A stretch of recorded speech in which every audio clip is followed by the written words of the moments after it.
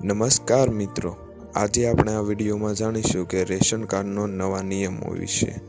આ વિડીયો આપણે રેશન કાર્ડના નવા નિયમ વિશે કહેવા માટે બનાવેલો છે.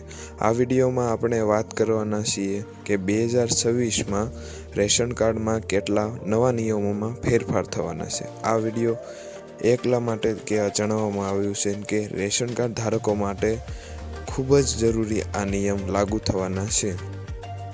સરકાર દ્વારા રેશન પ્રણાલીમાં પારદર્શિતા લાવવા માટે ખોટા લાભાર્થીઓને દૂર કરવા 2026થી કેટલાક કડક નિયમો લાગુ કરવામાં આવ્યા છે. રેશન કાર્ડ ધારક માટે કેટલું કરાવેલું હોવું જોઈએ?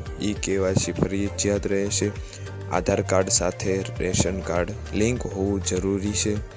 પરિવારના તમામ સભ્યોની વિગતો અપડેટ હોવી જોઈએ.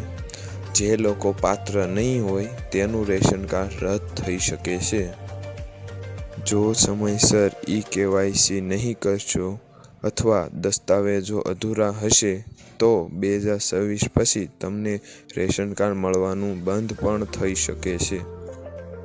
આથી તમામ કાર્ડ ધારકોને સલાહ છે કે નજીકની રેશન દુકાન, CSC સેન્ટર અથવા ઓફિશિયલ વેબસાઇટ દ્વારા પોતાનું રેશન કાર્ડ આજે જ ચકાસી લો. આવી ઉપયોગી અને સાચી માહિતી માટે સરકારી યોજના ચેનલને સબસ્ક્રાઇબ કરો અને વિડીયો શેર કરવાનું ભૂલશો નહીં. આભાર.